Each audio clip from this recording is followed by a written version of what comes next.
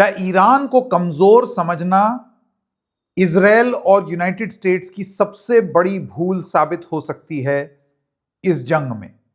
यह बार बार कहना कि उनके शीर्ष नेतृत्व को हमने उड़ा दिया, उनकी वेसल्स और उनकी नेवी को हमने नस्तनाबूद कर दिया, उनकी अर्थव्यवस्था को हमने तबाह कर दिया और अब उसके बाद अब ईरान बचा ही नहीं है, वहां पर हम अपनी सरकार ले आएंगे।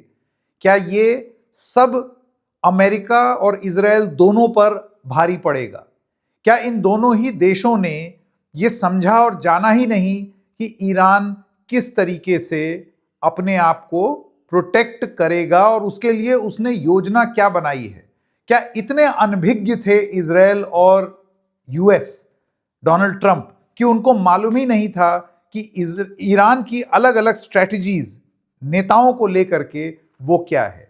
वो कौन से ऐसे नेता हैं जिनको हटा देने के बाद ये मान बैठा है, खास तौर से यूएस और इजराइल, कि वो ये जंग जीत गए हैं और कैसे ये उनकी एक बहुत बड़ी भूल भी साबित हो सकती है? इस कार्यक्रम में समझने की कोशिश करेंगे ईरान अपने आप को नेताओं के चले जाने के बाद या फिर हेड के चले जाने के बाद कैसे व्यवस्थित करता है, उसके बारे में भी, इस रणनीति को ईरान क्या कहता है, हम आपको वो भी बताएंगे। नमस्कार, मेरा नाम है संकेत उपाध्याय और आप देख रहे हैं इशारों इशारों में डबल चेक पर।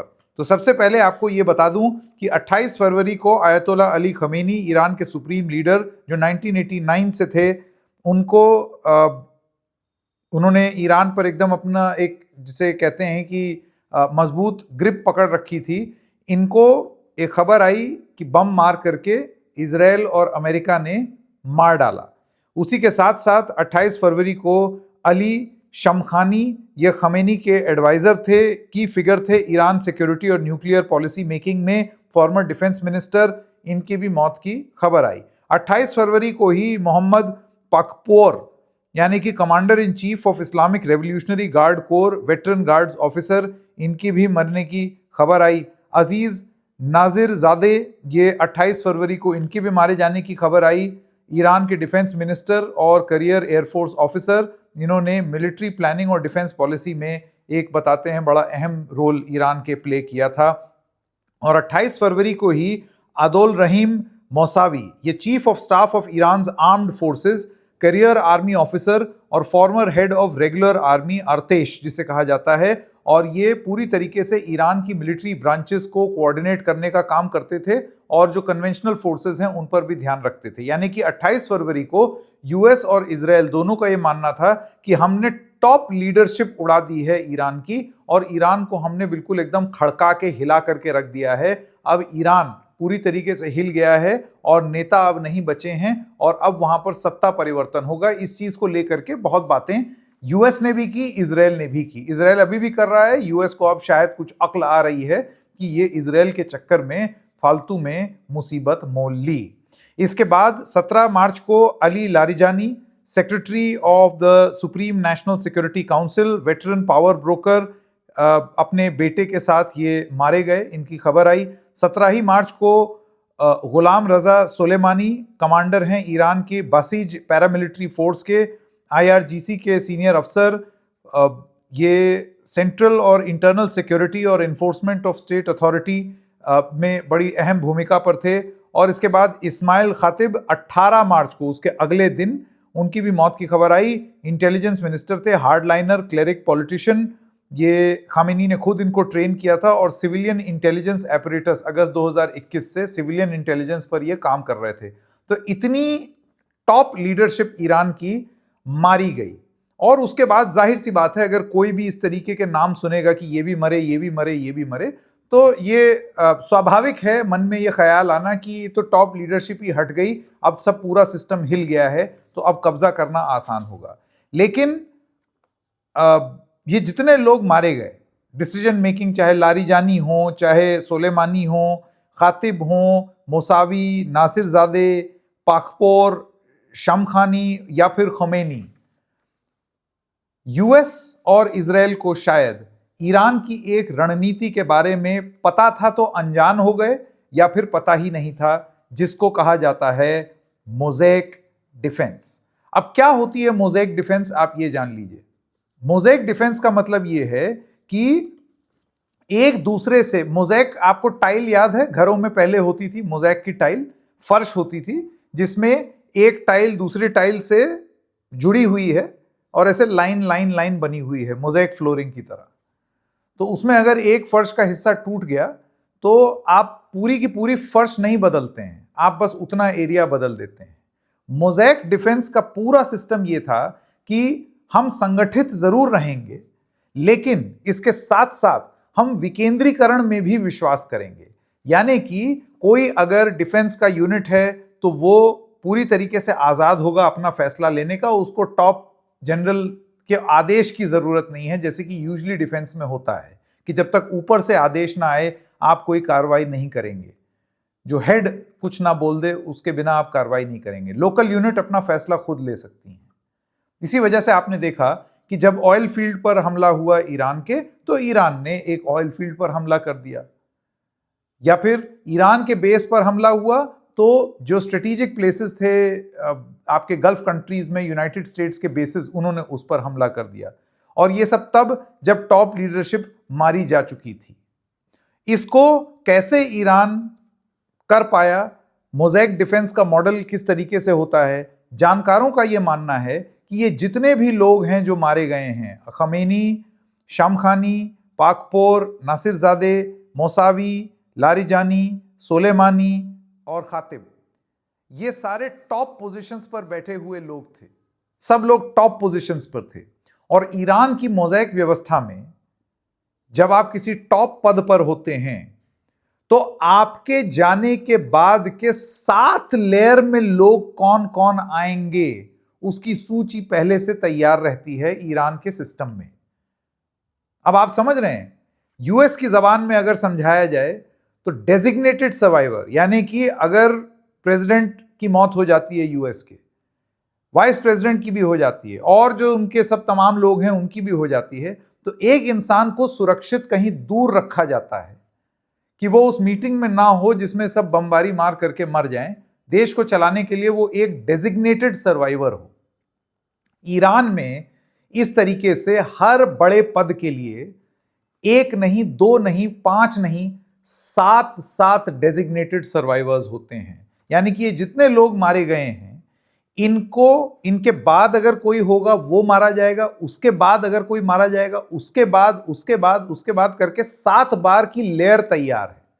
और जैसे ही वो 6 लोग बचेंगे, एक 7वीं उसमें ऐड हो जाएगी। ये एक ऑटोमेटिक व्यवस्था बना रखी है ईरान ने। और खास तौर से जब पिछली गल्फ वॉर हुई थी, जिसमें इराक जैसा हाल ना हो जाए, जिसमें एक सद्दाम हुसैन गए और इराक ही गिर जाए, वैसी स्थिति ना हो, ये तब से टर्न ऑफ द सेंचुरी पर ईरान ने ये एक रणनीति अपनाई। और इसीलिए डोनाल्ड ट्रंप के लिए और इजराइल के लिए बहुत मुश्किल हो रही है ये साबित करना दुनिया को कि ईरान में अब कुछ बचा ही नहीं, अब कोई गूदा नहीं बचा है, दमखम नहीं बचा है।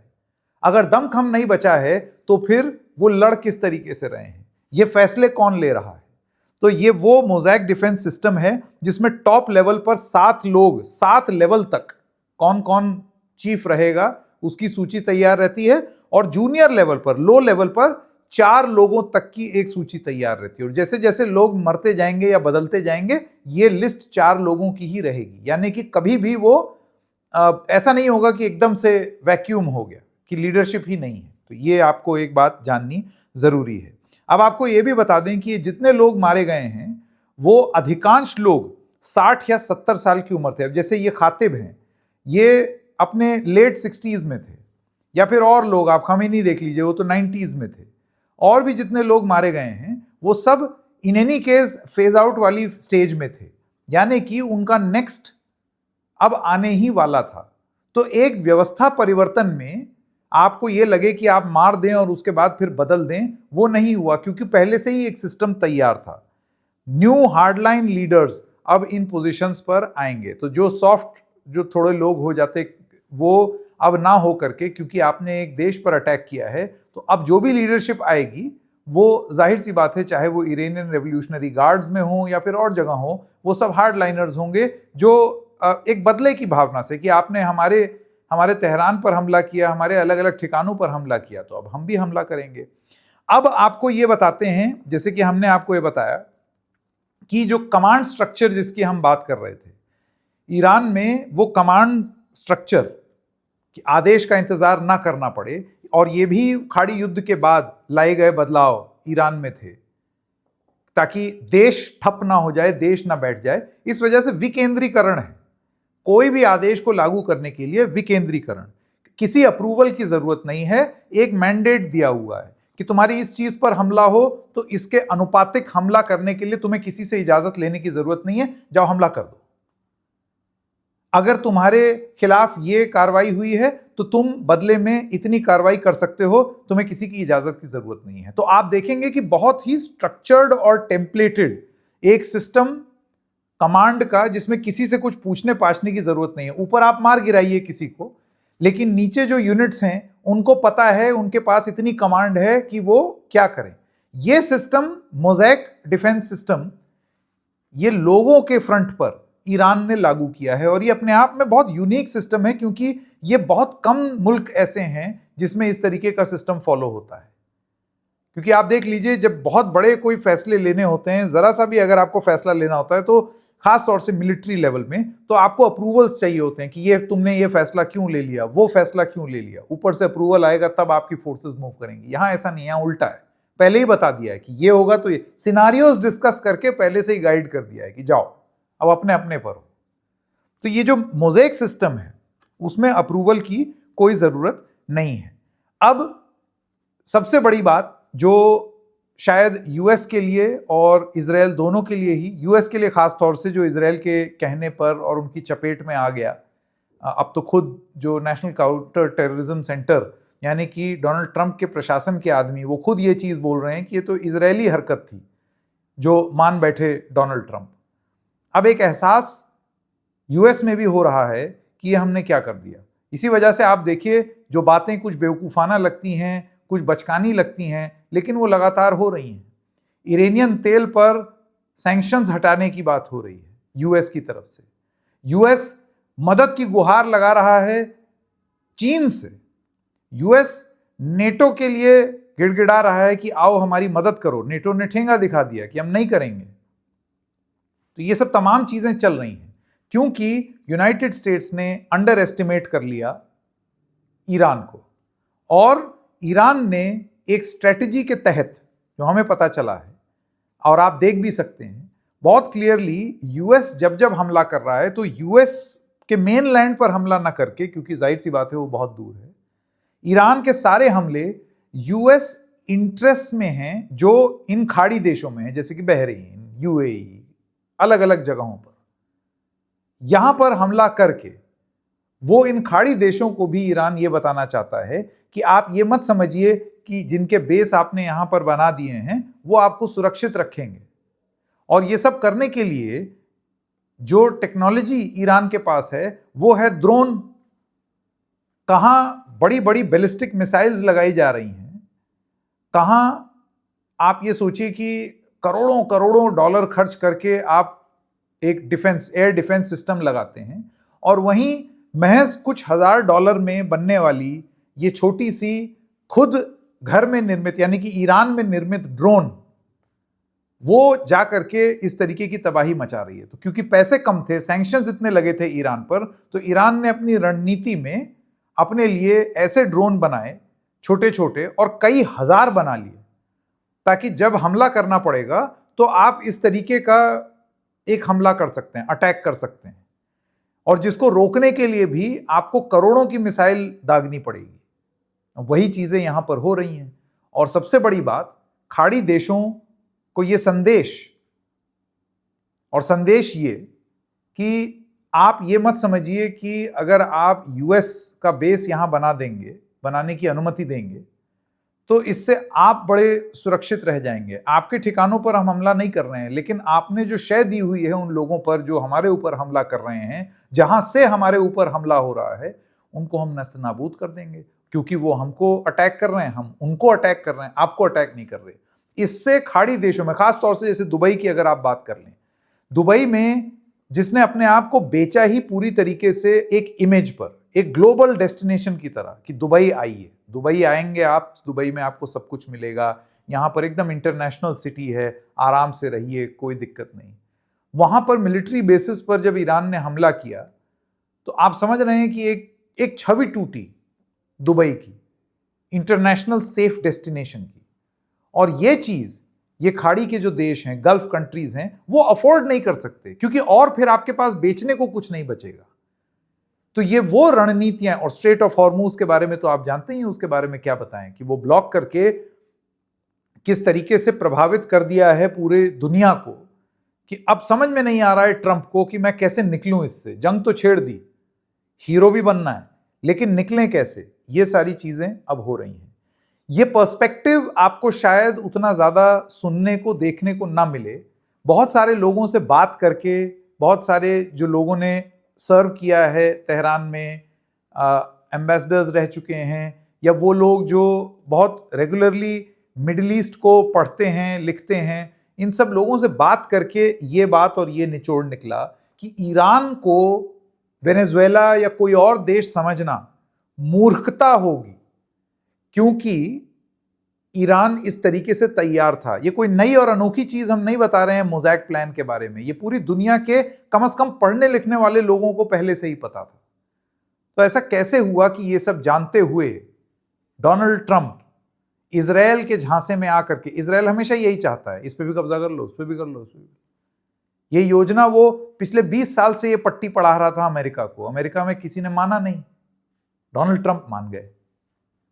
तो ऐसी स्थिति में क्या डोनाल्ड ट्रंप बेवकूफी में, अनजाने में, या फिर ओवर स्मार्टनेस में एक ऐसी बाजी खेल गए जिस बाजी से अब उनको निकलना आ नहीं रहा है, उनको नहीं मालूम है कि क्या करें। और ईरान की रणनीति, आप उनकी टॉप लीडरशिप को भले ही उड़ा दें, वो पूरी तरीके से सेट है।